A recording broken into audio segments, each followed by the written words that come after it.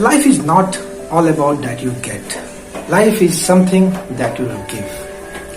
तो सिर्फ पाने का इनाम जिंदगी नहीं है. जिंदगी वो भी है कि आप दूसरों से क्या शेयर करते हैं, दूसरों को क्या बांटते हैं. अगर आप ऊपर वाले को मानते हैं तो ऊपर वाले की बहुत असीम कृपा आपके ऊपर है, या ब्लेसिंग्स हैं, या उनकी दुआ है कि आपके पास आज बहुत कुछ है. लेकिन आपके सराउंडिंग्स में बहुत ऐसे भी लोग हैं जिनके पास ये चीजें नहीं है, और ऊपर वाले ने आपको ये चीजें दी है तो सिर्फ अपने तक रखने के लिए नहीं दी. उनका ये भी मकसद होता है कि आप इसे शेयर करें. आप इनको वहां तक बांटे जिनके पास ये चीजें नहीं है. थोड़ी खुशियां उनको भी तो दो. मैं आपको छोटी सी कहानी बताऊंगा जिसमें एक पिता होता है. उस पिता के 3 बेटे होते हैं और तीनों बेटों को पिता बहुत प्यार करता है. एक दिन जब तीनों बेटे नौकरी करने घर से बाहर जा रहे हैं तो पिता जेब से 500 रुपए निकालकर दे देता है अपने बच्चों को. सभी बेटे 500 रुपए की खुशी खुशी चले गए.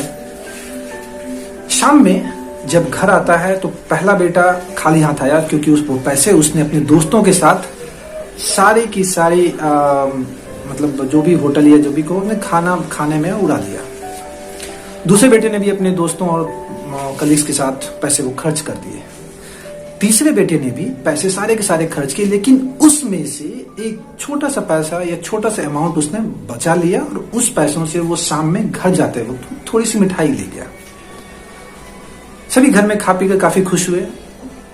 अगले दिन जब फिर सभी काम पे जा रहे थे तो पिता ने फिर तीनों को 500 रुपए दिए.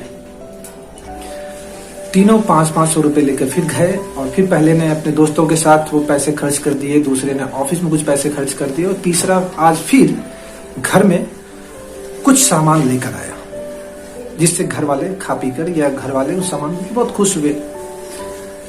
तीसरे दिन जब सभी घर से बाहर जा रहे थे तो आज पिता ने जेब में हाथ डाला तो उसे केवल 500 रुपए मिले. अब पिता कंफ्यूज कि ये पैसे मैं तीनों में से किसको दूं. आपको क्या लगता है किसको देना चाहिए?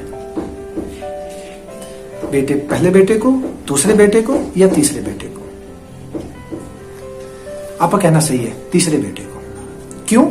क्योंकि जब उससे मिला तो उसने वो वापस दिया भी. तो आप सोचिए कि आप भी अपने गॉड के उन्हीं बेटों में एक हैं. तो अगली बार जब गॉड की देने की बारी आएगी तो इस बार क्या आप तीसरे में रहना पसंद करेंगे या पहले में? सोचिएगा जरूर. फिर मिलेंगे अगली सीरीज में कुछ नई कहानियों के साथ. तब तक के लिए थैंक यू.